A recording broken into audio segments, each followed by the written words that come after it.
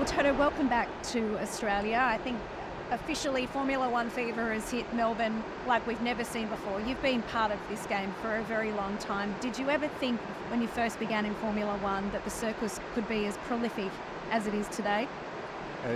No, it's huge.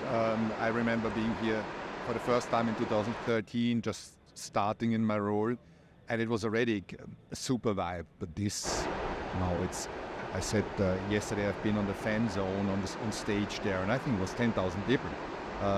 You feel like Elton John in front of his crowd, so it was an amazing experience. 24 races this year. Has Formula One peaked, or can the show get bigger? I think we always need to improve, and we need a good product, we need exciting racing and personalities and a good program around, and the event overall is very well organized here, so we can always get better. Give us the debrief after qualifying. Debrief is that we've introduced new regulations 2 years ago where they're not so new anymore, and we are struggling. We've won 8 times in a row, but you can't count on that. It's been more difficult years, and Red Bull is very much at the top, and then it's a gang of Ferrari, McLaren, and maybe ourselves. But today was a difficult day. 7 and 11 is clearly not where we're setting our expectations, but at the same time you need to be humble. They're formidable teams, they're doing great work, and we haven't done that. What has George said after qualifying? George said that we're having a gremlin in that car somewhere that allows us to be really fast in some sessions and on some days, but then overall it's just an unstable platform. You're driving it and it's not giving you confidence. Is that conducive with the feedback that he gave after the first 2 rounds, or is this a car still revealing itself? It's a little bit the same since 2 years. I think this one is the best of the bad. So it's a better platform to work on, but it's still not a car that a driver feels really good about throwing in the corner at 200 miles an hour. And Lewis, what was the feedback from him? Well, Lewis was out and being 11th, and he said he just didn't feel the grip that he felt in the FP3, the practice session right before, where he was within a tenth to Leclerc. It was, or Sainz, the leader. The performance, the pace was gone.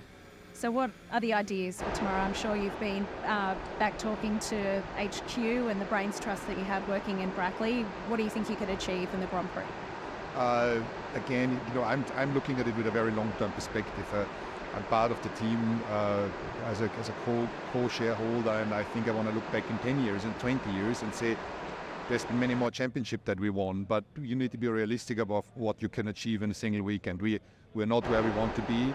We just gotta, dig deep, put our head down, and continue to work and add performance, and eventually, be more competitive. But I doubt it's going to happen tomorrow.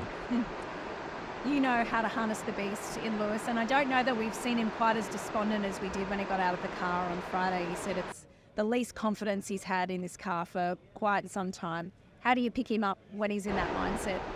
I think you should have heard him after FP3 this morning. He said that the car is the best in 3 years. He had so much rear downforce and he feels confident. And we didn't change the car a lot. Track temperature changed by 5 degrees, believe it or not, so that's nothing. And the car transformed from something that was the best in 3 years to something that is undrivable. So how do you explain that? Well, we have no idea. We're looking at the... Is that part of the issue, though?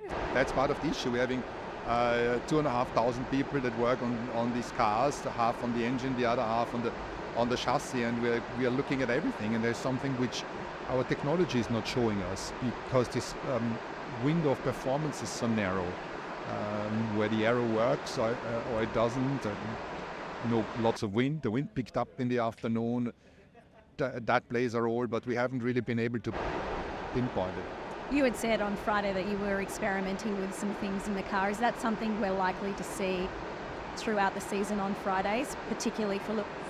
I think we're coming to a point now that we probably need to experiment every single race, not only on Friday, because our performance seems to get worse throughout the weekend. We're good on Friday, then we are good in some of the sessions on Saturday, but the more grip we have, the faster it goes, the more we reach the ceiling of the performance ceiling of the car. And our data show us it's not the ceiling. Hindsight's always a beautiful thing. When you think back over how the championship has transpired over the last couple of years, what do you feel like has been the turning point where you maybe have lost your way? Can you pinpoint that? I think we've lost our way at the beginning of 22 because all our tools and systems gave us cars that were winning championships every single year. And then the new regulations were very much around the ground effect. That means all the suction happens through the floor. And we came out with a car that showed all the promises on the data and in the wind tunnel, but it didn't deliver. And then since then we've changed everything from the layout, the suspension, the driver's position, the gearboxes. But it seems that the fundamental issue is at the core. We haven't solved it.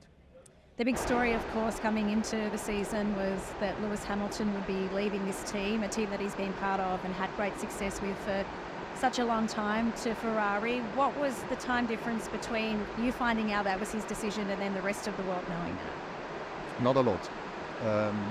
I think it was difficult for him to really tell me, because he left for the Christmas holiday and was Mercedes forever.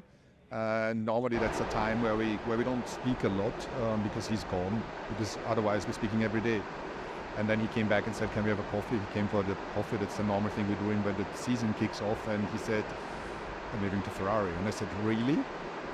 And not that it shocked me, because we knew that we have a short-term contract, but the timing at the beginning of the season. And I said, why at the beginning of the season? He said he just wanted to have it out and not have it as a burden, emotional burden. And then you got to stay pragmatic. After a 5-minute shock and disbelief, it was like, okay, what are we doing announcement? What are we doing going forward into the season? And he said, well, the announcement is a tricky thing because I think it's leaking.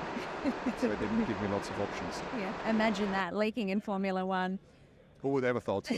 In your heart of hearts, knowing the personal relationship that you have with him, were you disappointed? No, not at all.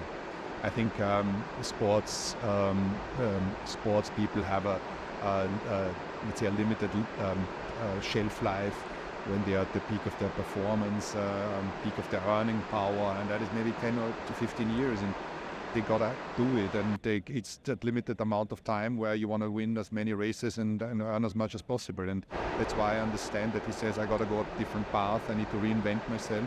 And I see the positives, because our years were so great and we really have a strong bond, and in the same way we're able to separate in wishing each other really all the best. I hope we're beating him on track, and we on the same time can embark in a new route with another new driver next to George. You're a competitive beast. What is it going to feel like for you when you see him lining up on the grid for Ferrari next year? Is it a bit more fire? I think first, I can't imagine him in red. I don't think it suits him, but I think that picture is going to be interesting. And then I told him we got to really picture our rear wing, because that's the perspective you're going to have.